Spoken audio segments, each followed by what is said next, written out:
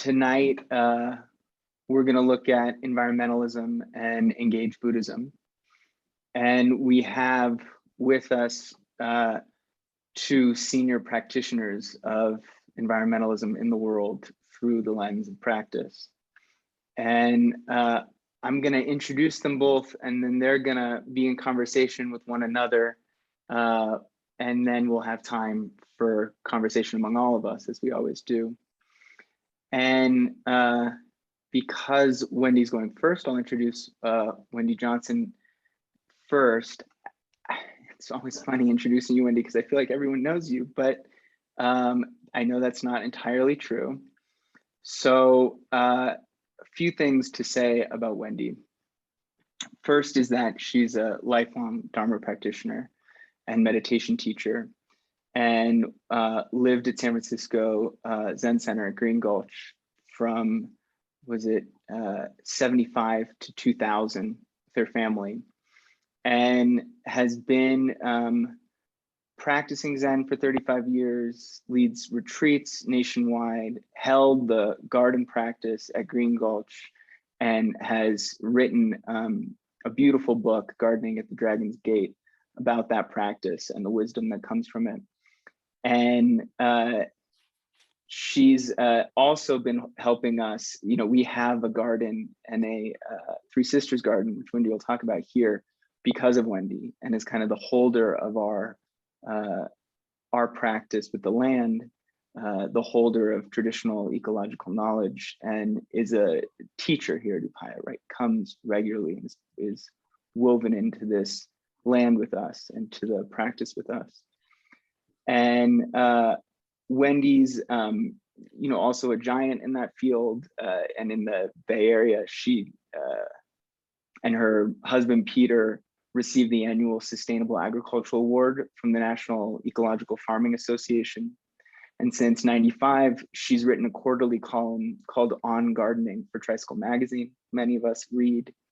She was honored in the Best Science and Nature Writing in 2000, as the Best Science and Nature Writing in 2000, published by Houghton and Mifflin, and continues to be a advisor as well as a mentor in the Edible Schoolyard program, started by the Chez Panisse Foundation. And we haven't had Wendy here for too long, so it's this is how we get to keep being with Wendy from afar. And Dekila has also been woven into the fabric of Upaya over many years, and is a person of the Himalayas. So is from Sikkim. For those of you who don't know Sikkim, it's this small state in northeastern India. And I didn't realize this about you until recently, but speaks like all the languages of the Himalayas: Sikkimese, Tibetan, Hindi, Nepali, and has spent her recent career in the US. And she's currently the director of the LOCA initiative, which is a new environmental and climate education and outreach platform for faith leaders, which is hosted at the University of Wisconsin-Madison. And its mission is to support faith-led environmental and climate action efforts locally and around the world through collaborations on projects designed and the management, capacity building, training, and public outreach for those programs. And prior to that, she was awarded the prestigious McCluskey Fellowship at the Yale School of Forestry and Environmental Studies, where she researched and lectured and worked in the graduate department from 2009 to 2014. Or sorry, not from 2009 to 2014. That was when you were with the World Wildlife Fund and the Sacred Earth Program, which was something that Dekila has talked about with us before. So you can find her talks on that work in our podcast, which is kind of this stunning work of building partnerships across the region of faith leaders to work on conservation, to work on environmental issues in East Africa, in the Himalayas, in the Mekong, and in the United States, and was with the World Wildlife Fund for years before that, doing similar work. So is a veteran of this work around the globe, and particularly inviting faith leaders into leading it in certain areas. So both coming from these rich perspectives. And Wendy, I think you're going to start us off. So please go ahead and all spotlight you. Thank you, Wendy. Well, good evening, dear ones.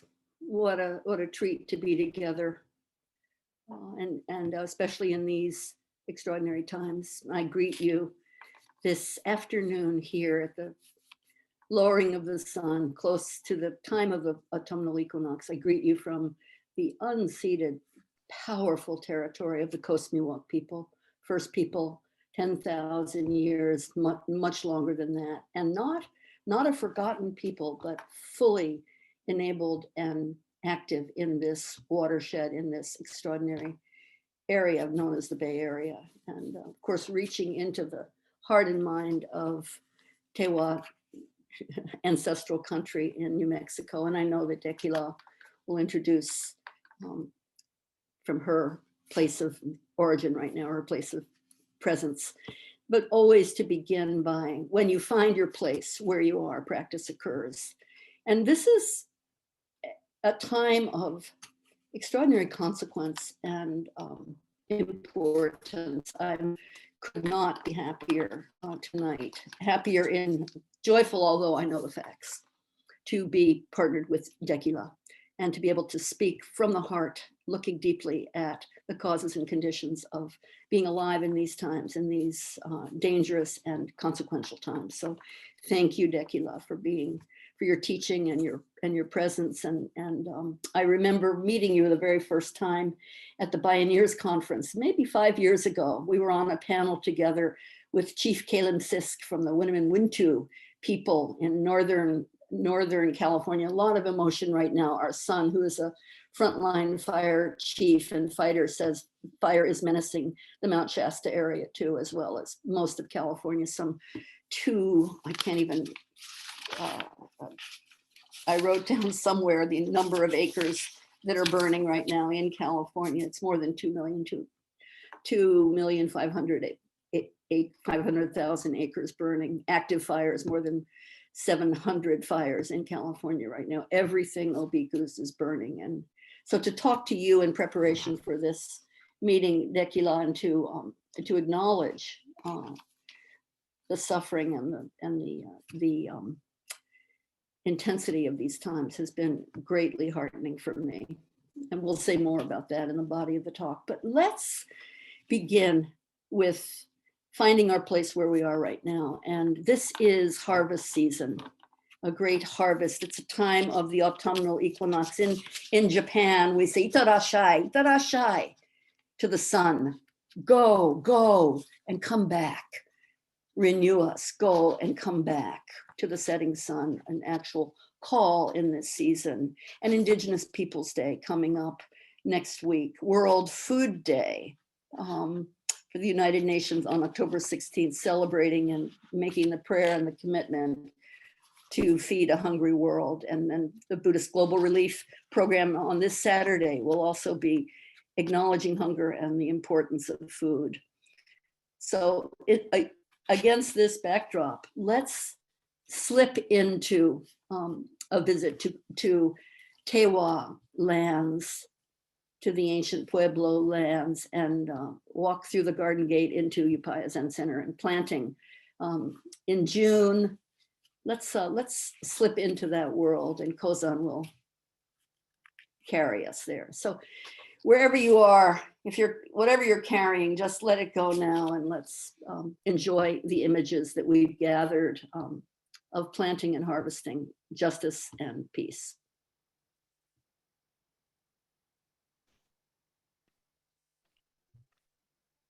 Touching the earth and holding up the gesture of fearlessness. Bhumi Sparsa, I touch the living earth and I'm not afraid.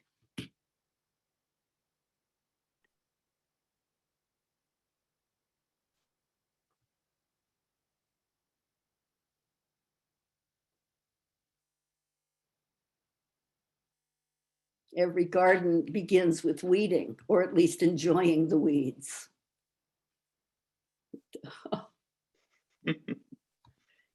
You guys are devils to put this picture in, but let's keep moving.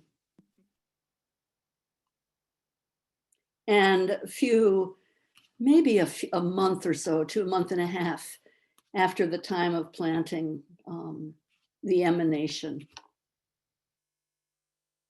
corn, beans, and squash, the windmill garden, the sacred trio.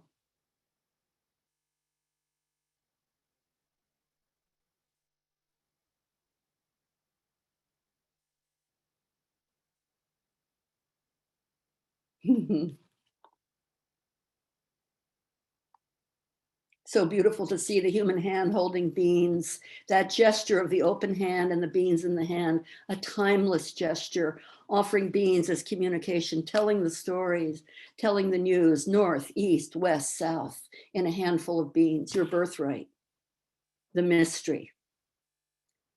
And squash, the eldest of the sisters, covering the ground, feeding a hungry world. Ta'a, 9,000 years old, the queen of crops, the great Pueblo blue corn of the Southwest, an ancestor.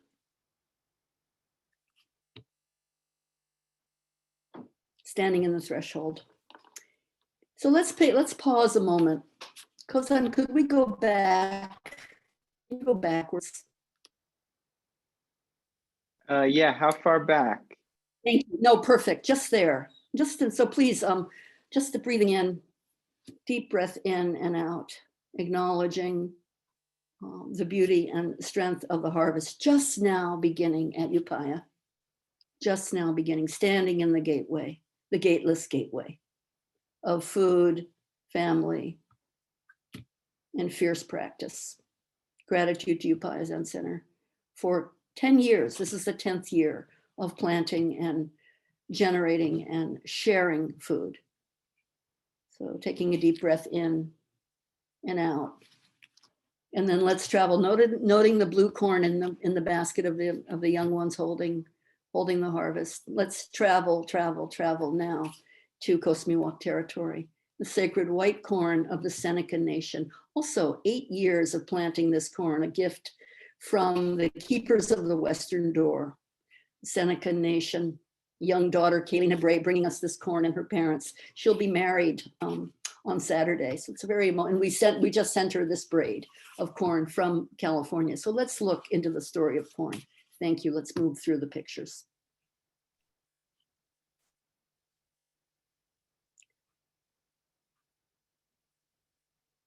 The seed of life.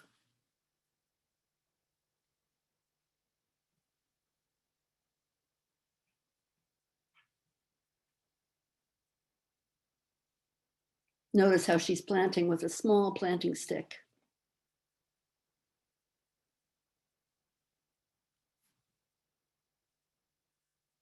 She who made the braid.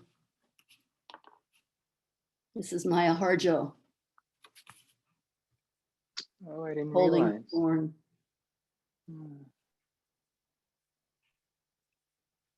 Quapaw from old Oklahoma. And a daughter of Mexico, Griselda Cooney. The harvest, just 2 days ago, before we made the braid. The team from the Cultural Conservancy. Ragtag, ragged, wild, disobedient, feral, powerful young leaders. And here we are at Green Gulch Farm, where 150-foot beautiful row of fertile ground has been dedicated to the ancestral, I'm going to hold one up, Ozette potato. I'm having one right here in my hand. So here we are from a tiny little pieces, 10 pounds of seed. We planted a 150-foot row, harvested it about a week ago, maybe a little longer. Let's look and see. From 10 pounds of seed, tiny little slips, some 260 pounds of harvest. Extraordinary gift. And we love to play. Be silly, celebrate. This ancient potato, the oldest potato in the Pacific Northwest, the potato of the Makah people, received from Spaniards traveling directly in making an incursion into Northern California, leaving, the land was too rough, leaving this potato. Macaw people have grown it consistently, steadily for 200 years, the oldest potato in the Northwest. Now the seed is shared and being grown and revitalized. An extraordinary story on the Ark of Taste, for those of you that know. Thank you, Kozan. Did we want to go through the bodhisattvas, Let's or is wait. that for later? Let's wait. Let's okay. wait. They're present in the potatoes. Of course, they're present, deeply present in all of these aspects. So the harvest is abundant. Dekila and I were talking about this. The harvest is abundant, and yet our hearts are breaking because so many people are hungry.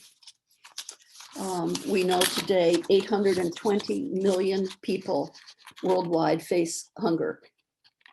Our friend and teacher Raj Patel says, truly we say 1 in 5, it's closer to 1 in 4, 1 in 3 people really facing hunger. We say 10 million children die of hunger every year. And this is not acceptable because the harvest is abundant, but the delivery and the sharing is miserly. A bodhisattva turns his or her own body to food to feed a hungry world. And we know this. So the call right now to pay attention. I am sick because the world is sick, says Vimalakirti, layman Vimalakirti from his bed. I am sick because the world is sick. And what's most important now, Thich Nhat Hanh reminds us, is to hear the sound of the world crying in yourself and to resonate. So thank you for this opportunity to face you. Behind me, you see Black Tara. I chose this beautiful tanka from Mayumi Oda to be on the altar today because she's sitting at the roots of a sequoia tree, and her tear falling on the ground to revitalize the ground and also to give rise to sustain beings of action who are serving, willing to serve lifetime after lifetime in difficult times. So her tear falls on the ground behind her, the flaming tree. And I think of Kings Canyon and ask all of us to hold the truth of Kings Canyon National Park and the great sequoias, the giant sequoias, at their girth, 36 feet wide, not slender beings, ancient ones. Right now, 10 to 15% of these trees are in mortal danger. The fire is so close to the trees. Usually the redwoods can ward off fire, but in this case, there's such drought in California and the fire is climbing through the canopy of the trees and traveling in a ladder across the tops of the trees. So we're actually experiencing loss of these great ones. Yesterday, I listened to a friend, an ecologist, a colleague, and giving a report, and she could not finish the report. She was so moved and affected by what she'd seen. She was given special permission to go into Kings Canyon with masks and protection. So this is a dire time. We're sick because the world is sick. And at the same time, there is the opportunity to really speak and find regeneration through engaged practice again and again. I remember meeting Thich Nhat Hanh so many years ago in the early 1980s when he came to meet us at Green Gulch. And actually at Zen Center, he asked us to hold out our hands and to see, he said, can you see the lineage of continuity in the human hand? And you actually see, can you see your mother and father, your brothers and sisters, the ones, your enemies in the veins and blood of your own hands? The truth of our connectedness is so evident if we practice and not always focus on suffering. He said, suffering is not enough. And please remember, he encouraged us. This was, so many years ago, 35, close to 40 years ago, encouraging us again and again to remember that Buddhism and practice is made of non-Buddhist and non-practice elements.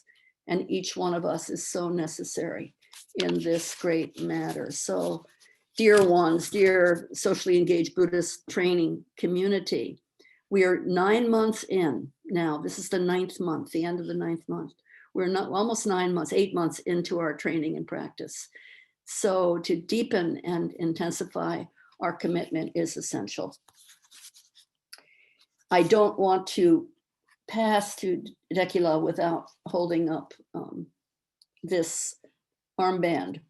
When we first talked this just a few days ago, when we spoke about this gathering that we're participating in, she confessed that she had been experiencing real panic and stress. And I showed her this rather dirty bracelet. My husband and I went to the emergency room about a week ago because my concern and anxiety around what I'd been experiencing through fire and drought and the loss of the trees was so extreme. It was 4:30 in the morning.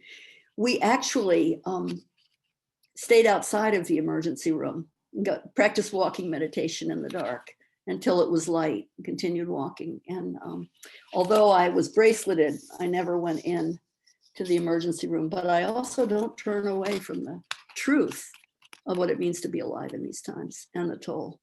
This is not, I promise you, going to be a grim evening. We are fierce beings, but also the ferocity depends on staying close to moral injury.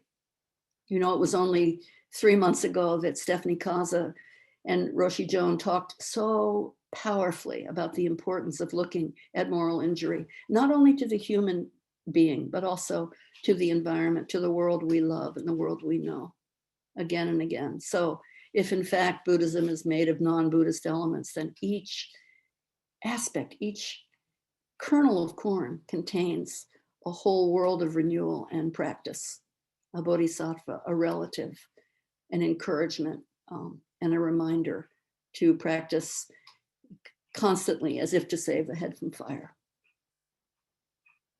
So thank you for letting me begin. We mean to talk a little bit about what our work is, and then to trade back and forth, but also to this evening to really share direct practices that can help activists in these times. So I look forward to that, and I'm utterly grateful tonight for Upaya Zen Center, for Roshi Joan, and for each and every single being practicing in these extraordinary times. Thank you. Tekila. Tashidele and Kuzizampo, everyone. So let me begin by just acknowledging the lands I'm on. I'm on the ancestral lands of the Ho-Chunk Nation. As a Bhutia person from the Himalayas, from Sikkim, and being indigenous to the Tibetan Plateau and the Himalayas, it gives me so much solace actually to be able to acknowledge the indigenous lands, right, that all of us are in. And I invite all of you to look, if you don't know, to look to the peoples that lived here and protected and nurtured the land we all live on right now. And I really want to thank everybody for being here. I want to thank Roshi Joan. I want to thank Wendy La, everyone else, because funnily enough, or not so funnily, as Wendy pointed out, I have been in this state of real grief and panic. I have been experiencing panic attacks, which the last time that happened was in 2006, 2007. And it happened during a time when I was actually working in the Mekong region. I was the WWF program director for the Greater Mekong region. And I spent a lot of time in the forests in Cambodia and Laos. And there was this very slow dawning realization that we weren't hearing the species we expected to hear, and we weren't seeing the species we expected to see. And this was growing month after month after month. Part of it was because of wildlife trade and poaching. You know, there was a giant sucking sound from China, which was in the north. Part of it was climate change. Part of it was habitat destruction. But the result was that we were just losing everything that we think of that makes up life in nature, right? Everything from the birds that fly to the large animals that we see, to the carnivores, you know, predators, to the small mammals. I mean, it was just sort of experiencing in real time a future that until then I had been unable to imagine. So even though I had studied environmental science and policy my whole life and gone to work in environmental protection, until that moment, I couldn't visualize a world that was less biodiverse and that was less resilient than the world I'd grown up in. Um, and so the first time I started experiencing these symptoms of anxiety, these terms didn't exist at that time. You know, the term eco-anxiety that some of you might have heard of just was coined in 2017. Glenn Albrecht came up with the concept of solastalgia, I think in 2012. So these terms didn't exist. And yet what I was seeing within myself and what I was seeing in my community of field conservationists was actual trauma, was symptoms of trauma. And I had no tools, right? Even though I'd been trained and raised, and as some of you might know my history, I am the daughter of a Tibetan Buddhist nun and teacher who was the daughter of a Tibetan Buddhist nun, and come from a family of practitioners, and had grown up very much within the Karmakagyu lineage. I didn't know how to apply meditation and practice as a way of dealing with this kind of trauma. And what was acceptable as solutions were actually really, really, they were maladaptations, right? So alcoholism, for example, is rife. You look at climate activists and conservationists, and this is a problem that we have. A lot of rage, a lot of anger, a lot of, I would say, developing hatred towards humanity. And it seemed at that time like I did not know how to address it. However, I was really lucky, and I've talked about this a lot. I had a meeting with His Holiness the Karmapa, who heads the Karmakagyu lineage of Tibetan Buddhism. And he invited me to create environmental guidelines for the monasteries and nunneries under him. And before I knew it, I found this huge fountain of hope and resilience, which was to work with faith leaders, not just faith leaders that I'd grown up with, but different religions. I now work with evangelicals and Catholics and indigenous leaders and different religious groups all around the world on environmental and climate issues. So I have to say, I kind of felt like I climbed this mountain and had escaped that kind of panic and trauma. And that, I was in some sense able to experience it when I let myself go down that mountain peak, but for the most part had control over this feeling of despair and hopelessness. And in the last 3 months, it's actually been, out of my control, right? It's been completely comes and goes. Just this week, for those of you who might not know, just this week, 21 species were delisted from the endangered species list. That means basically they have been declared extinct. So this includes the white-billed woodpecker that some of you might have read of or heard of. There are, I think, 11 of those species are from Hawaii. And so, this week has been hard. And when Wendila and I spoke, the first things it felt like we got off our chest was we are experiencing grief and panic in real time.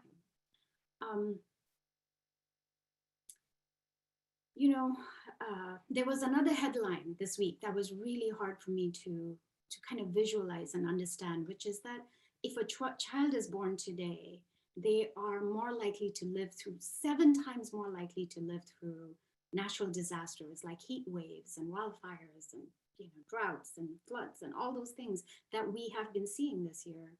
And of course, it's much worse for people in developed countries. So most of the time, I see my work as a mobilizer. Most of the time, what I really see myself as is a community mobilizer. I, work with faith leaders and try to convince faith leaders who care but don't know quite what to do, that they can do something that's in their power and in their means. They don't have to be incredibly powerful. They don't have to have a lot of funding. That each faith institution, each culture keeper of indigenous traditions has within them the tools that can mobilize their community to protect nature, to protect themselves, to prepare themselves for these kind of disasters, right? These kind of unprecedented times that we approach. But what I'm finding out more and more is that, You know, when I talk about hope, people actually, it frightens them because what people see is a dissonance between what they're reading, the kind of headlines they're seeing, and then the underlying message, which is that of fear. Because the language is so much around what I call the gospel of scarcity. Because all of these things, the way they are presented to us, are presented to us in the language of us versus them, in the language of individualism rather than interdependence, right? It's very much the underlying theme. The theme that frightens us is you're alone. You're in it alone. And you have to figure out how to survive and make it on your own. And if you're lucky, you might have, if you are a white cis male, for example, you have to take care of your family. And that's your first priority. And let everyone just go to hell, right? If you are a mother, you have to take care of your children. And that's your biggest priority. And we are told again and again that it's okay for us to run for the hills. You will hear, I mean, the number of times I've heard scientists get up, and a male scientist almost always get up and say, well, this is it, this is the end. And so I'm heading to my cabin, or I'm going to head for the hills, or, we're in it for ourselves, or whatever that might be. There is a kind of chorus that we hear that's translated through mainstream media, which has these values of individualism. And I've started talking more and more about this and pointing out more and more how this individualism exists everywhere. I've now started calling it the John Wayne paradigm, because I don't know how to get people to visualize it, right? Which is like, we think of these problems as we're going to hire this outsider, he's going to come with guns a-blazing and he's going to fix it, right? And he's going to take out all the bad guys, There's a lot of language of violence. There's a lot of language of outsourcing the war. There's a lot of assumption in it that, that the means of the solution are actually violence and individualism, right? And that the hero in this story is the stranger that comes and leaves. It's not the community, right? And of course, almost always the bad guys are the indigenous people, as opposed to the mayor, right? Who has mishandled that situation, as far as I'm concerned. And so I think we have to develop this lens, a discerning lens. It's so easy for us to be aflame in the indignance and the suffering and the raw grief and the rage that we all experience, because we know that we are now living in unprecedented times, and that makes us really uncomfortable. I've talked about this before, but my mother, Tsuma Dechin Sangmo, who was a Buddhist teacher, one of her favorite things to point out to me was how attached I was to my own comfort. So she would say to me, you need to loosen up that attachment to your comfort. Why is your comfort so important to you? And basically tell me to decenter my own comfort. And it's something I fail at day in, day out. Let me tell you, it's not something I've figured out in any way. But doing that work made me understand that my idea of comfort is stability, right? Isn't it true for all of us? It's predictability. There is an inner wobble when we cannot imagine a stable, good future for ourselves. There is real discomfort that arises, doesn't there? And so for me, based on my practices and my lineage, the last few months has been this real exercise of trying to understand what happens when I embrace the discomfort. What happens when I embrace the suffering? When I accept the fears? What happens when I'm in conversation with the fear and the suffering, right?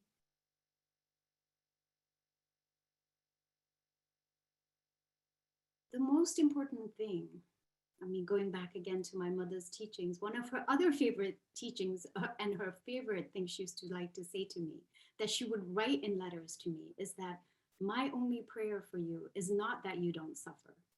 My only prayer for you is that you suffer in that way only once. Because what she was saying is that I learn from that suffering and I don't make that same set of activities again that leads me to the same suffering, right? And so what we're talking about in some sense is skillful suffering. So what happens when we embrace that we are in unprecedented times? We embrace that this is real mitakwa, this is real impermanence. We are living in a time of real impermanence. What do we do with the feelings that arise? What do we do with that suffering? What does that look like? What does skillful climate grief and eco-anxiety look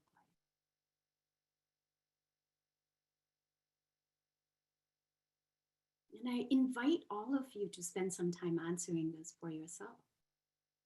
You know, what is there is, I mean, from a very Tibetan Buddhist, traditionally raised in the middle of the Himalayas point of view, I can tell you, the way we are taught about suffering is there is purpose in suffering. As long as you suffer to become enlightened, it's all okay, right? We are taught to not be attached to suffering from this lens. And so for me, I don't see the point of suffering if it doesn't lead us to a goal that I already have in mind. And so that gives a lot of flexibility in terms of what I do with that suffering. You know, is that suffering what we're gonna mold and sculpt to create a vision for other people, to create an umbrella for other people, to create a safe space or a safe harbor, right? Is that suffering what we offer to the world so that other people who are suffering know they're not alone? It requires so much of us to be that helpless and vulnerable, doesn't it? It's being vulnerable, again, going back to comfort, not a comfortable feeling. You know, every time I have to work with faith leaders, I don't necessarily share the same worldview with. You know, being Tibetan Buddhist, you can imagine everything, like all truths are the absolute truth, you know? Like your truth is also the absolute truth, their truth is also the absolute truth, my truth is also the absolute truth. And then when I have to work with faith leaders who have only one absolute truth, there really is that moment of discomfort, right? Because then I don't see that wiggle room. But you know what has worked time and again is actually offering the suffering. And for those of you who know true practice, you will know what I'm talking about. It really is, you take your suffering and you cut it away from yourself and you offer it. And you offer it with a goal in mind. You offer it with an intent of alleviating the suffering of others. And so I'm still on top of that mountain, still getting flooded all the time, all over, unexpectedly with suffering and with grief. But it seems to me that instead of trying to find higher ground or trying to protect myself from it, by just letting myself be part of that water, right? Letting myself be part of that wave. I don't need to ride that wave. I don't need to conquer that wave, right? I'm part of it. I am human. I'm alive right now. I'm in samsara. This is part and nature of samsara. It takes so much courage, doesn't it?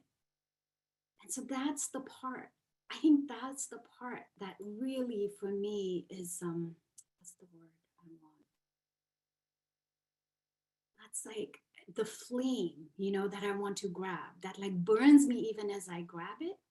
The part that really gets me is that actually this is the time for courage.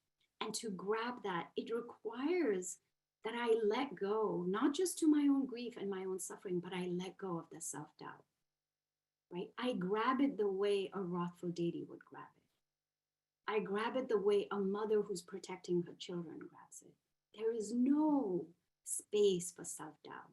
That self-doubt has suddenly become extra baggage, you know? It's like it becomes self-indulgence, doesn't it? When you know the world is at stake, you know that there are many more species that are on the verge of extinction. You know, climate change is ravaging 3 of our coasts. We have 3 coasts and all 3 of them are ravaged. You know, 2/3 of this country is in a drought. So if we're out of time, the waves are coming, we throw ourselves in.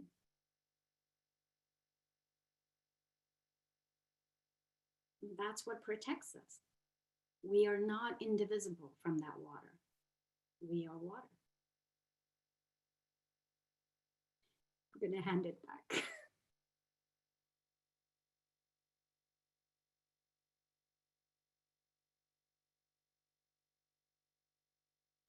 Thank you, Dekila.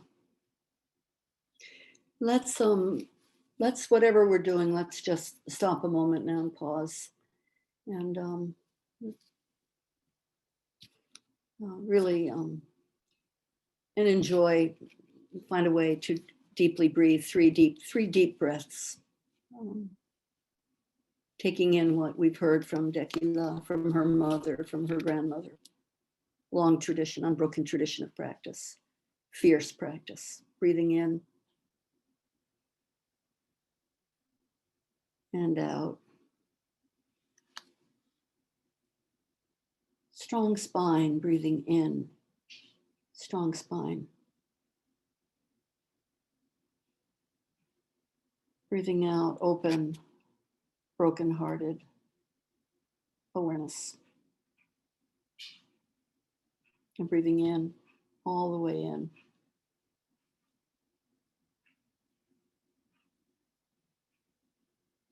And out.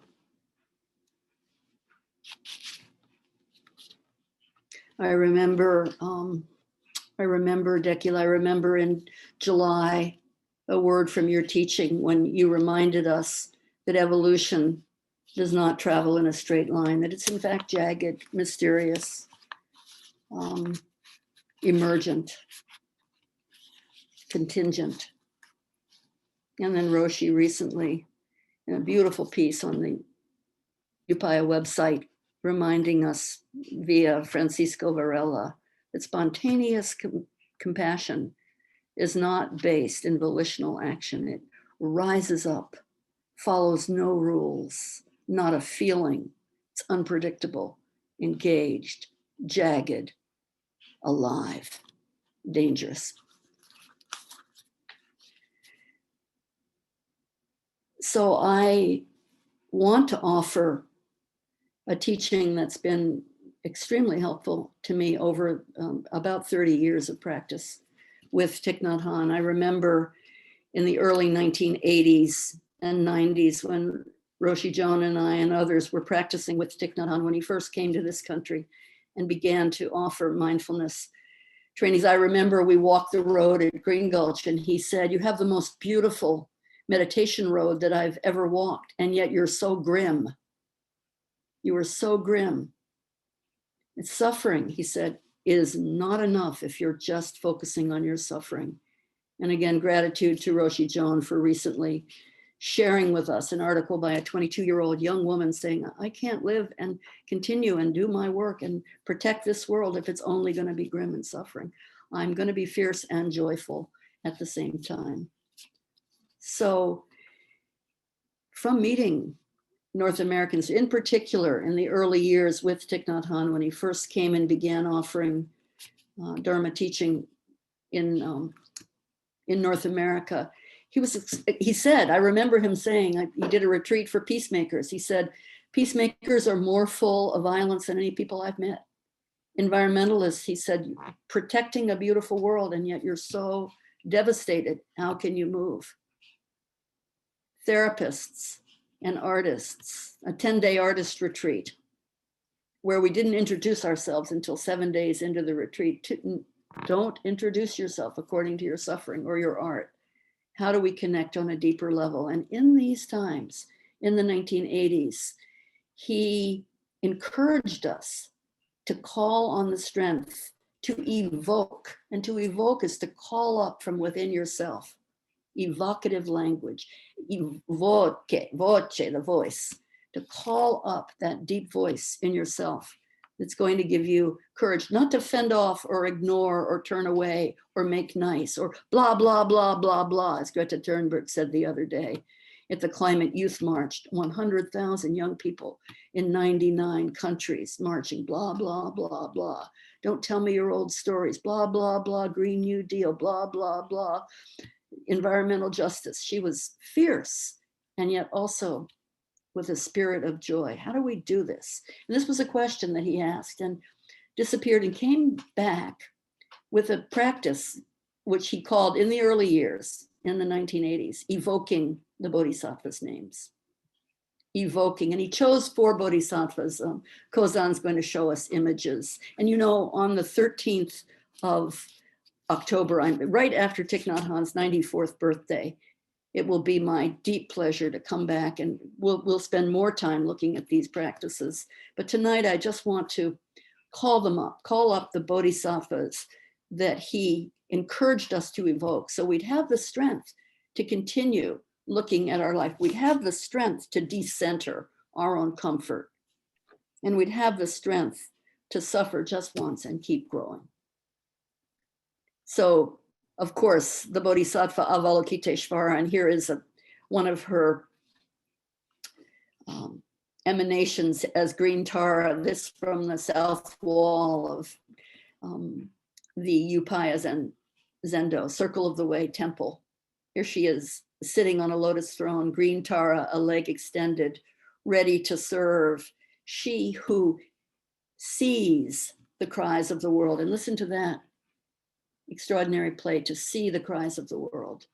Thich Nhat Hanh encouraging us to call up in ourselves active compassion, not a feeling, emergent process, unpredictable, engaged, alive, dangerous. Call that up and deeply listen to the cries of the world. And then the encouragement to cut through confusion. Evoke Manjushri on the lion throne, carrying the sword to cut through confusion. And in her, in that extended, beautiful left hand, the lotus flower, no mud, no lotus. One of Thich Nhat Hanh's early phrases, no mud, no lotus. So the lotus coming up through the mud, and then the commitment to cut through and to look deeply. And then Samantapadra, shining practice, joyful, dedicated, powerful, undivided, active practice for the benefit of all beings, riding on the elephant throne, great being Samantapadra, traveling into the heart of the matter, applied wisdom, benefit the world with every step. And then for the first, and when he first offered these practices, those 3 bodhisattvas were the ones he encouraged us to come up and practice with. Avalokiteshvara, deep listening, Manjushri, deep seeing, Samantapadra, deep service. But not long after he wrote and offered these practices, he added Kshtigarbha, earth store, womb, consciousness, traveler, protector of children and the dead, in and out of life. Jizo, willing to go down into hell, to break open hell. So he added the 4th bodhisattva, Kshtigarbha, or Jizo bodhisattva, holding the staff in the extended hand, a wish-fulfilling gem. Lifetime after lifetime, I will go down into hell and be present with all beings.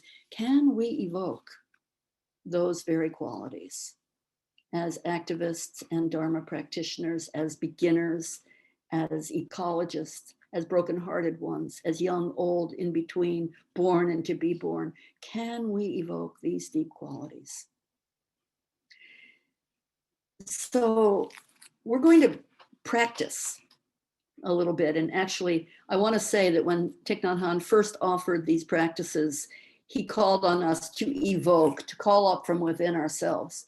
And later, the language changed to invoke, meaning calling out for help from the wider world. So now currently the practices are called invoking the Bodhisattva's name. So we're going to put them up on the screen, and Dekila and I are going to take turns reading them. You can mute yourself and read along if you'd like, or you can completely settle and just listen to the language from Thich Nhat Hanh, monk at 16, now 94 years old. Along with Vimalakirti, he's in the sick bed because the world is sick. So let's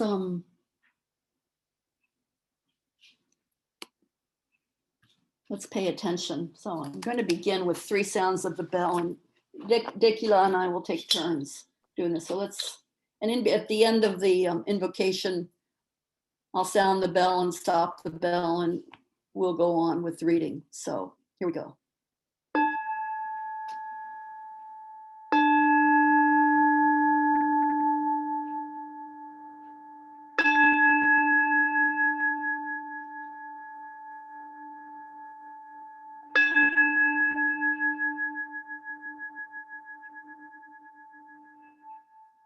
We invoke your name, Avalokiteshvara. We aspire to learn your way of listening in order to help relieve suffering in the world. You know how to listen in order to understand. We invoke your name in order to practice listening with all our attention and open-heartedness. We will sit and listen without any prejudice. We will sit and listen without judging or reacting. We will sit and listen in order to understand. We will sit and listen so attentively that we will be able to hear what the other being is saying and also what is being left unsaid. We know just by listening deeply, we already may alleviate a great deal of pain and suffering.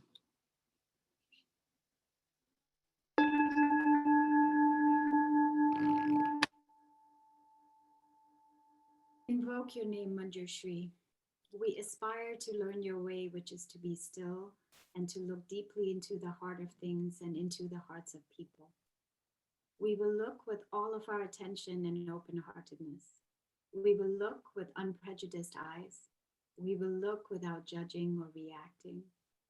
We will look deeply so that we will be able to see and understand the roots of suffering through the impermanent and selfless nature of all that is.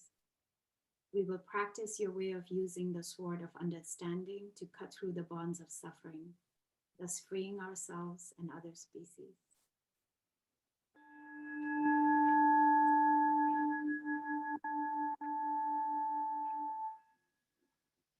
We invoke your name, Samantapadra.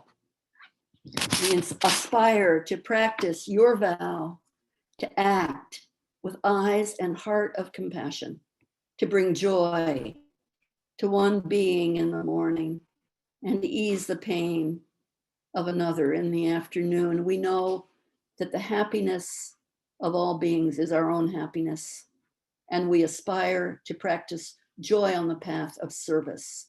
We aspire to practice joy on the path of service. We know that every word, every look, every action, every smile can bring happiness to others. We know that if we practice wholeheartedly, we ourselves may become an inexhaustible source of peace and joy for our loved ones and for all species.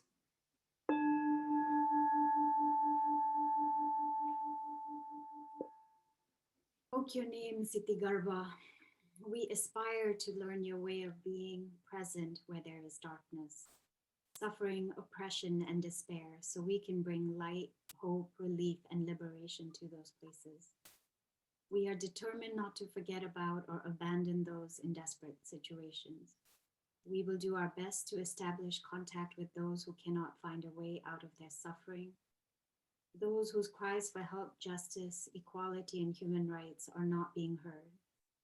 We know that hell can be found in many places on earth. We will do our best not to contribute to creating more hells on earth and to help transform the hells that already exist. We will practice in order to realize the qualities of perseverance and stability so that, like the earth, we can always be supportive and faithful to those in need.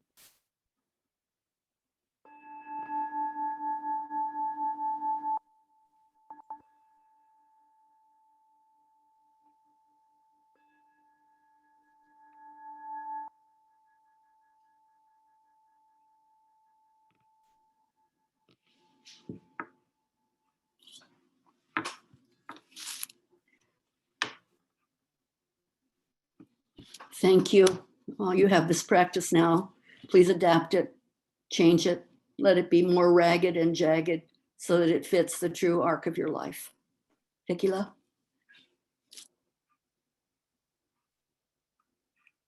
So when Wendy came up with these prayers that we wanted to offer you, one of the things we touched on very briefly with one another was how much ritual and prayer grounds us. And so we wanted to take a moment to remind you that while you're doing this work, while you're doing the social work and the environmental work, it's really easy to become depleted ourselves. And it's actually a symptom of the eco-anxiety and the trauma that I described earlier, that we kind of sacrifice ourselves. And so there has to be a transformation that happens internally while we do this work. So we protect ourselves spiritually, we protect ourselves emotionally, we protect ourselves psychologically, and of course, physically.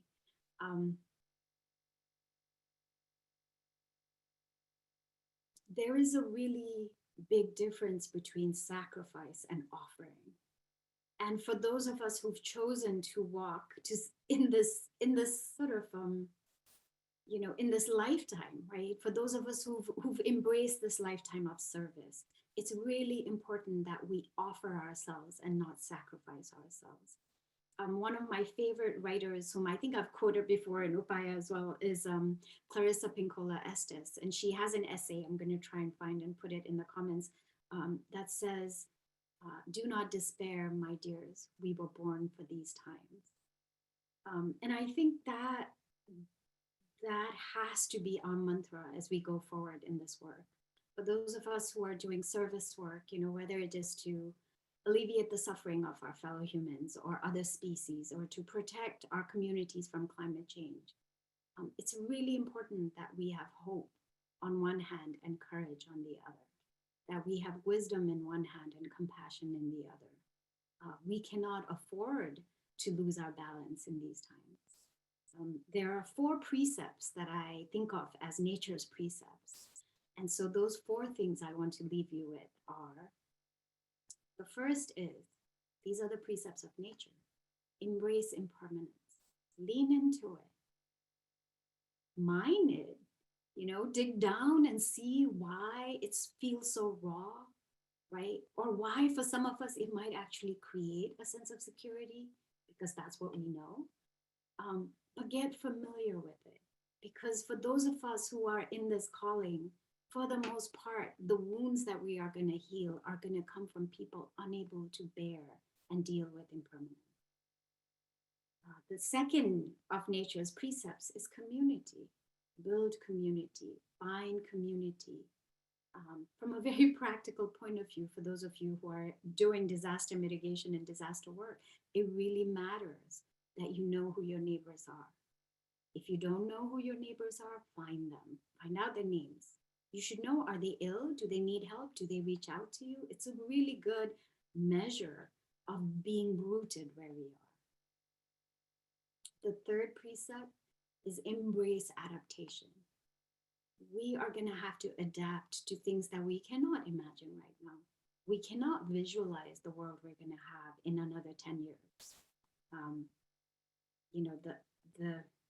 Between the loop back effects of climate change, between sort of the cascades of effects that's going to happen as our biodiversity disappears, we are going to have to adapt to immense change, to political instability, to economic instability.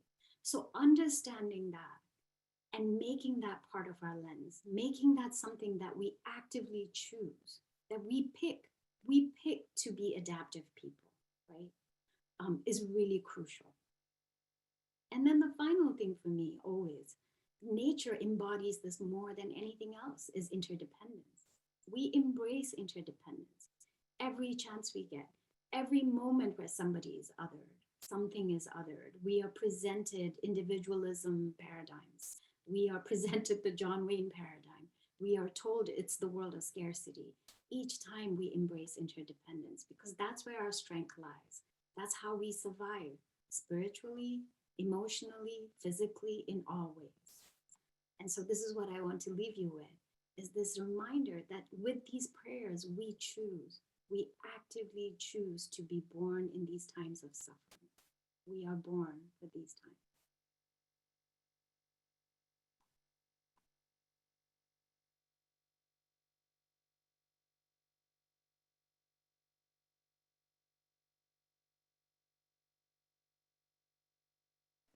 I'm still on mute. Sorry. Thank you, Decula. And thank you, Wendy, for those prayers and rituals, reflection of the times we're living in. Roshi, I believe we talked at the beginning about starting this conversation with a question, and maybe you could seat us with a place to begin.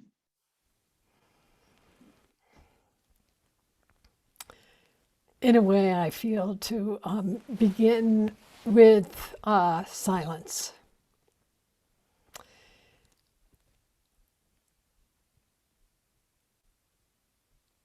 How you both transmitted your wisdom, how you shared your understanding, how transparent you were in our community regarding the suffering that you personally are experiencing and have experienced, is an invitation to all of us, from at least my perspective, to acknowledge that my heart, our heart, is broken, disturbed, worried, and at the same time, as you quoted Clarissa Pinkola Estes,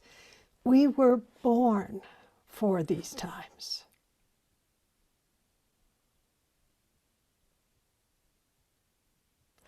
I think that is why we are together as a community now. Because as you said so clearly, Decula, and as you've manifested, Wendy, as you come into Upaya, into our garden, into our community, we cannot do this without each other. That the hyper-individualism associated with Western culture is breeding collapse. But in the collapse that we're experiencing, we are learning so much. And one of these great lessons, which is in your precepts, Decula, is the deep importance of the treasure of our relationships, which is one of the pieces of this training that was so important to me, that could we as a community grow together, individuals many of whom are so different from each other, and work not as a singular force, but really as a weave of many threads, as a diverse ecosystem, to bring our lives, our world, each other back to health.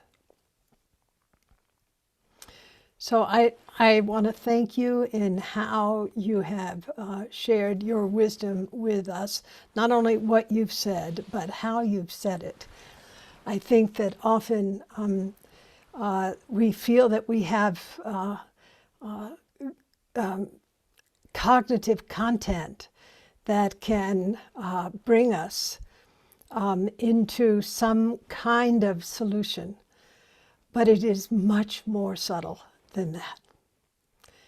It is not the stuff we know, but it's what Bernie talked about again and again. How do we drop into this kind of not knowing? This fundamental openness where our own heart, our bodhicitta, this longing for suffering to end, actually alchemizes movement within us toward our better angels, so to speak. All of them, the bodhisattvas. So the question that I would love to ask you both, because you both started out with the first noble truth, the truth of suffering. And then you went right into, the origins of suffering. And then you spoke to that, this shared basic goodness, and then the path which you articulated through these precepts. And I want to ask you, what's alive in you right now as we've sat in this embrace of your goodness? What's alive in you right now?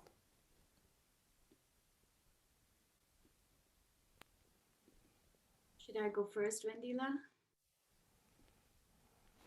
Even though she's the gardener, I'm the baby gardener. The seasons are really alive in me. I think going back to having to lean into the causes of suffering, understanding that time is speeding by, and that as I get older, it's just speeding by faster. I think coming to accept change, and you will know this, Roshi, but sort of finding the joy in my own prophetic voice, running away less from that role. And recently it has been this sort of digging into the lineage of what sacred feminine means for me. Yeah. And for the longest time, the sacred feminine to me, the way it was presented, was separate from me. Even though I'm surrounded by women practitioners since my birth, because we were always presented with these deities that were beautiful and sort of 16-year-old, right? We always describe them as looking like a 16-year-old, And so for the longest time, what I would see when I looked at these tankas and statues were these were goddesses I prayed to, and that I was a shard of their larger image, but they were not necessarily me.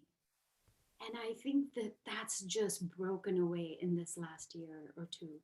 And this understanding that we are all part of it, right? Mm-hmm. Two-spirited people, cisgender men, women, cisgender women, that there is actually the sacred feminine is completely that space that I think both Wendila and I talked about earlier, that fierce motherness that is going to do whatever it takes to protect those we love. And I think that has been such a source of joy, just such a fierce joy, like the semi-wrathful Dharma joy, that kind of joy. Thank you, Dekila. That is the other side of the equation of grief. Beautiful. Wendila.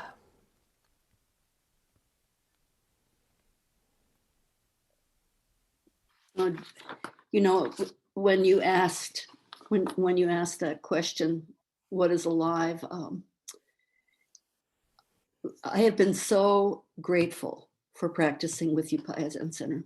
I mean, I can hardly, this is, Kozan, we have to fix my bio. I've been at it for almost 50 years. That bio is dated. It looks like a 16-year-old goddess, that bio. Forget it.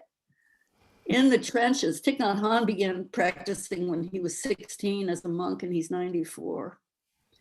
We haven't been that fortunate, but really, I don't want to joke. Last night, listening to Tenzing Robert Thurman, just looking at the fact that we have this SEBT program, this program running at the same time as a practice period, and that environmental activists are joining the practice periods, turning toward the teachings with fresh and fierce heart and mind is what's strong for me now. I don't, in general, everything is specific. Let me get specific. Far-reaching generosity, oldest of the Buddha's teachings. 3 things do we need? And this is so strong in me now, more than ever. Number 1, material resources. The gift of material resources. Food, shelter, clothing, a roof, protection, and we can do it. This is available, but we've not figured out a way to be equitable and generous. No, generosity hasn't reached far enough, and we know it.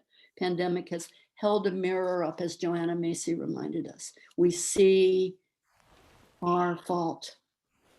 Far-reaching generosity with material resources, far-reaching generosity with Dharma. And in this place, huge gratitude to Upaya Zen Center, to the art of Upaya Zen Center. Beautiful clarification last night. And last of all, far-reaching fearlessness. Tonight, when we began the teaching, I asked Kozan in particular, please show us the slide of you and Shoryu offering prayers before we so-called opened the ground, or before the ground opened us, as Clark Strand and Natalie and other poets and writers like to remind us. It's not us doing the work. The ground is opening us too. And we're open the ground, put your hand on the ground. Don't be afraid, not to just have the earth verify you for Lord's sake. No, hand on the earth, because bodhisattvas are coming up out of the earth now. And it is a fearsome, ragged, jagged, unpredictable process. Even the bodhisattvas are afraid of such fearlessness, said Trungpa Rinpoche years ago. So again, Roshi, again, a prayer, far-reaching generosity for material resources, which we receive from our relatives, food, family, a prayer for Dharma, to support and sustain, a prayer for fearlessness in utterly dangerous times. That's what's alive. And I also feel that you and Dekila have made it so clear about the importance of ritual, of prayer.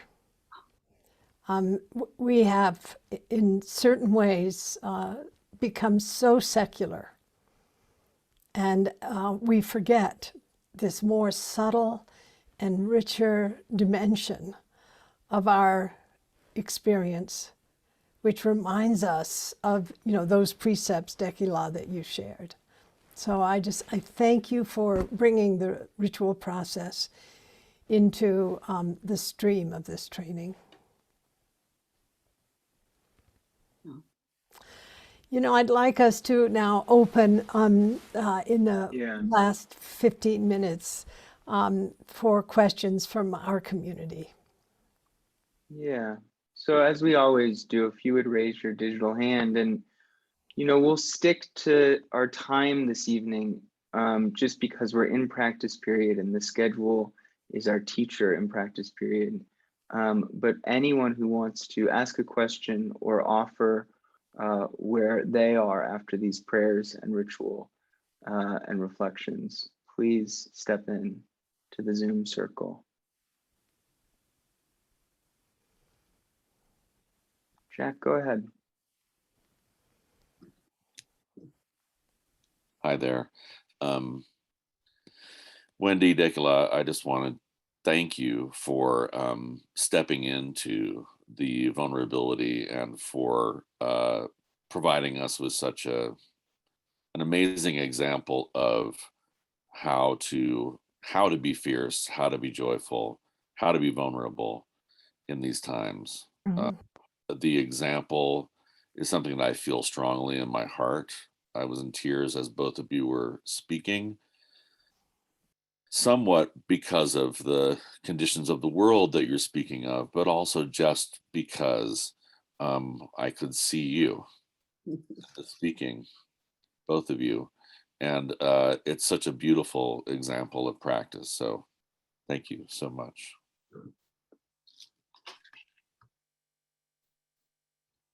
Jack, I want to acknowledge what an honor it's been to be practicing with you over these 9 months in collegial group, and your courage, you and your wife, what you're facing right now with your son, recently diagnosed with COVID. Courageous, courageous family. You are an inspiration to us, and we hold you in our hearts. Lorianne. I just want to say that I'm incredibly grateful. I feel like I've been given a huge gift this evening. I really appreciate Dekala, the lessons that your mother has passed on to you and to us. I have worked in community service for my entire life, and I'm a healthcare provider right now, and I really struggle with feeling pretty overwhelmed with suffering, and the words you said about transforming, or not, may the suffering not be in vain, that it's something that we can, that it's a teacher. And, you know, even though I hear these teachings, the practices that you provided, Wendy, with the bodhisattvas, I feel like I have another way to reinvigorate my practice in a time when it is difficult to keep going. So I just want to say that it's really been transformative, and I appreciate it. And I'd love to hear more about how these things sort of bring energy to your work.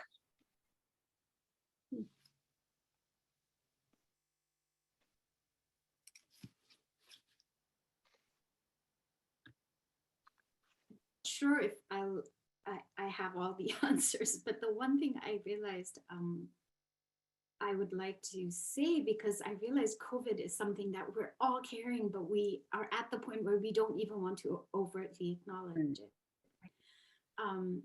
Is that one of the interesting things for me in the last 6 months working with the First Nation elders that I work with in Wisconsin has been their vision of COVID.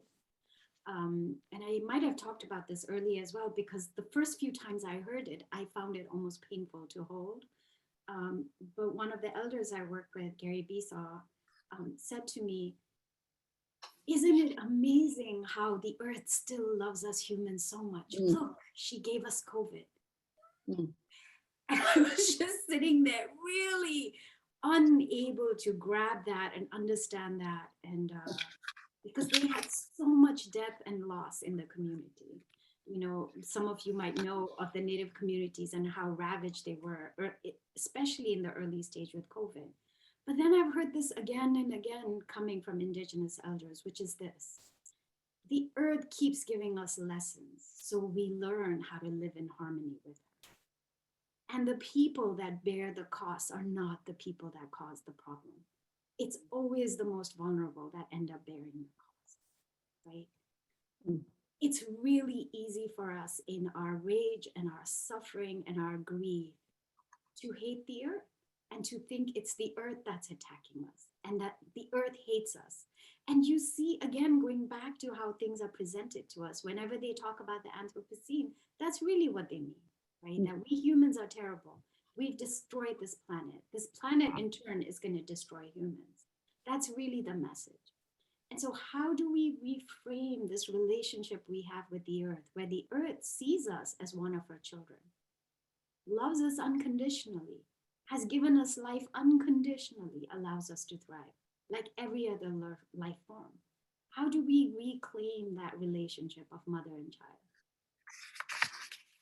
And I think that, to me, that is what I'm exploring now, and what in the last 6 months has been kind of what I'm living. Going back to Roshi's earlier question, this is what's alive for me right now, is learning from the wisdom of these elders. If I may, I'd like to follow what Dekila just said, and thank you for the question. Thank you so much for the question and for your practice too, for your deep practice.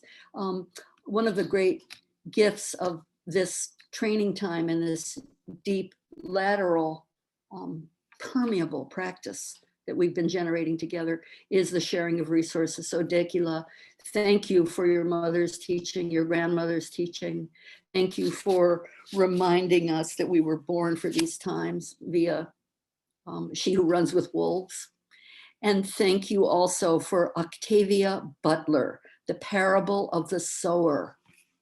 Dear ones, we're going to put this in the resources. And thank you, Stephanie Kaza, who would have been with us tonight. I want to just say she's about to celebrate she and Davis are celebrating their wedding anniversary, married years ago at Green Gulch. It's soon coming up. But Stephanie, you were here with us tonight, and thank you for your article, the article you showed to me called Kinship Time by environmental justice professor Kyle White, who says climate change can be considered now through kinship time, seeing things through the lens of relationship, including trust, consent, reciprocity, and including COVID and the pandemic in this seeing. So we'll put these resources, The Parable of the Sower by Octavia Butler, Kinship Time by Kyle White. And please, dear community, add resources. What's helpful to you? The resource page is a treasure trove. It is a great source of benefit. Seed, a cache of seeds waiting to germinate and grow. Thank you. Thanks for that reminder, Wendy. And we'll put them up after this. Rich, would you step in?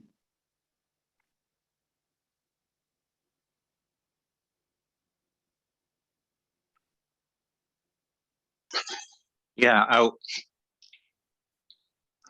I unmuted? Yeah, Oh, we yeah. can hear you. Yep. Yeah. So I wanted to thank you for every time I think I'm not going to hear anything new on these talks, because there's so much, and I'm thinking about it so much, and I hear so much, and I read so much that I think, well, I'll participate. And then I'm just blown away by hearing something new or in a new way. And both of you caught me off guard with your just talking about your vulnerability and your own struggle in the midst of practice, without turning away. And I'm just reminded when when the 2016 election was starting, I started talking to an old friend who's a longtime Buddhist and also a spiritual coach. And one of the first things she said is, it's completely appropriate at times to be panicked and not only concerned, but panicked as long as you don't turn away from it and deal with it skillfully. So I'm not sure how I'm saying that, but it was very refreshing to hear you talk about it and to feel the unity with that. And I was listening to a Jack Kornfield talk. I think it was an old talk, and he was sitting with Thich Nhat Hanh, and he asked him, something about how do you maintain joy? And he said, I've seen so much suffering, I have to teach joy. And that just reminded me of that. So thank you. No questions. Thank you, Rich. And our final question, comment of the evening, Steve, go ahead. Hello. I really thank you so much. This was beautiful. I wanted to give a testimonial. I actually do the Bodhisattva, invoking the four Bodhisattvas. Every morning, it's the first thing I do when I wake up. I light a candle and go to my altar. And I also have one more I add.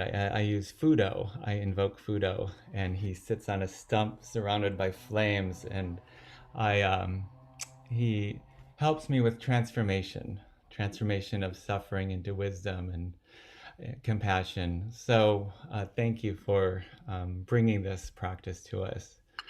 And I wanted to have ask Dekila a question about the work with faith leaders, because that really resonated with me. And I'm curious if you could say a little bit more about what you do, and if there's some resources we could tap into to learn more about how to do that on our own or with you. So. Thank you so much. I loved hearing all the questions and comments. So I just want to say that it's so nice to be in community with all of you. I never planned this part. I always thought I was going to be in field conservation. I really am crazy about wildlife. I'm just really happy in a forest. When I first began working with faith leaders, it was just the Tibetan Buddhist monks and nuns in the community. And so I created these environmental guidelines. I'm going to start putting things so you can find it as I talk, because it's faster. So I worked with His Holiness to create an environmental movement in the Himalayas called Koyu.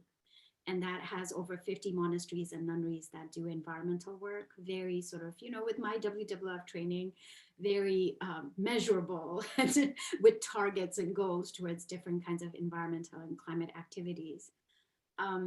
And then I started getting feedback that other parts of the WWF network wanted me to create programs for them. And because of this schism between science and religion, especially in the world of science, people were so uncomfortable to just reach out to a faith leader in their community, even though they knew how powerful they were. They were so uncomfortable to bridge that divide that they would call me, who had never had I had never even taken a religious studies course, and say, can you come and talk to the Catholic priest in my part of the world? And so very unexpected and unplanned, I ended up becoming sort of the mobilizer of faith communities for WWF. And I created this program called Sacred Earth and worked in the Amazon and East Africa and other parts. worldwildlife.org/religion. Yes. Okay, there you go. And then, the feedback I got from faith leaders, and it didn't matter what traditions they were from or what geography they were from, they kept asking for the same thing again and again. And what the two things, one was, we want a safe space.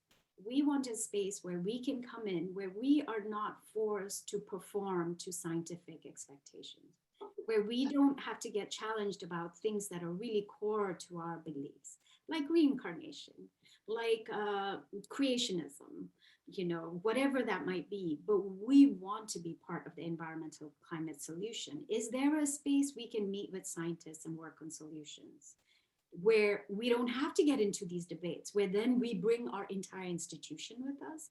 And it's almost like, right? You've basically brought all the clergy with you, as opposed to you coming in wanting to be a solver.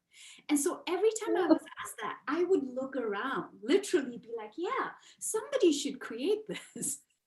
It took me years before I was like, oh, shoot. It's gonna be me, isn't it? Because I never imagined I would leave the work I did and go do this other work, which was working with faith communities. But that's what happened. And so I now created and run the LOCA initiative at the University of Wisconsin-Madison. We work with faith leaders from all around the world, culture keepers from all around the world. There are 3 communities I closely work with right now. And my criteria for working with these communities is their lack of representation in environmental and climate movements. So the first community is evangelicals. So there is always this moment where people are like, what is a brown Himalayan Buddhist woman doing working with evangelicals? I work with evangelical leaders here in the US, in the UK, internationally, working on environmental protection, creation care, climate issues. providing training, including media training on how they tell their stories about why they care about climate change. Trying to decouple this idea that to be evangelical is to be anti-climate science, right? So there's a whole variety of conversations going on around that. I'm local partners with the World Evangelical Alliance, Care of Creation, Arosha, which are all big evangelical organizations. The second group I work with is the Culture Keepers of Indigenous Traditions in Wisconsin and around the world. I feel bad. I feel like I'm taking up a lot of time with this program. And then the third community I serve very closely is the Tibetan Buddhist community that I belong to, because I cannot ever take my, if I left that, I would be completely ungrounded. And so it always comes back to that. And whenever I imagine accountability, that's who I'm accountable. If I may, I'd like to highlight on the Upaya podcast system, or in the great treasure trove of Upaya. Please look at climate justice and environmental justice. Dekila gave a brilliant talk along with other extraordinary leaders on July 10th. You can find the slides were extraordinary, jagged, nonlinear continuity with evolution, but wonderful teachings. Also Awake and Aware, the women's training way back around the summer solstice in the year 2020, and many other opportunities. I also want to say, please, dear ones, check out Roshi Jones' letter blog. Please read the most recent post, Inactive, not inactive, but EN, like invoking. Inactive Compassion on the 29th of September, extraordinary piece of writing, reminding us to practice that compassion is embodied, embedded, engaged, and enacted in the world. Inactive compassion, don't miss it. And this is a perfect time to encourage all of us to express our gratitude through any kind of generosity whatsoever, a generosity of material resources, Dharma resources, beautiful fearlessness, and a little bit of wonderful money to help support Upaya Zen Center and the work of their extraordinary and extended practice, their inactive practice, lifetime after lifetime. This is, no solicitation for me to do this. This is from the heart. So please, in whatever way you can, give generously and because we've been given so much from this time together, deeply sharing the resources. And thank you, Kozan. Thank you, Roshi Joan. Thank you, really thank you, Dekila. And thank you for inviting me to be with Dekila. Yeah, this has been an amazing evening. And well, thank you both for your hearts of practice and for sharing so fully and openly with us tonight. You can see in the chat stream just a flood of appreciation. And we'll add much to the resource page, as Wendy's pointing out. It is a treasure trove alongside the treasure trove of the podcast. And if Dekila, you have anything you want us to add, just send it my way too. And to say that you'll be receiving an email probably tomorrow from me and Roshi about where we've been and where we're going, and putting in context some of the riches on the resource page. I know it can be a lot, and there is a lot there. And it's really good to see everyone's face when we're in community like this, and to be in conversation. And we'll be back together in 2 weeks to hear from Lama Rod Owens on race and engaged Buddhism. So thank you both, Wendy, Dekila. Such a pleasure to be with you this evening. Thank you. Take care. Take care, everyone. Be well. So wonderful. I should say really quickly, Loka was born in Upaya. Loka was born because of Roshi Joan Halifax, because she brought me, Richie Davidson, and John Dunn together for was it the first? It was the last Zen Brain, and I think it was right before it transformed. And we had this conversation, and somehow John Dunn and Richie Davidson invited me to UW, and it was all because of Roshi. So that's all I'm going to say. My dear, if I may, Loka after Loka, world after world, Let's, if I may, we began by offering our intention for the evening, and if I may, dedicate the merit of this evening together to our deep, inactive compassion, our commitment, our embodied, embedded, engaged, and enacted commitment to not despair. We were born for these times, and let us together follow nature's precepts, follow the kinship trail, embrace impermanence, find community and relationship, be adaptive and be adapted by adaptation, and embrace interdependence lifetime after lifetime. Thank you for your practice. Thank you, my dear sisters. Thank you both. See you all soon. Bye, everyone.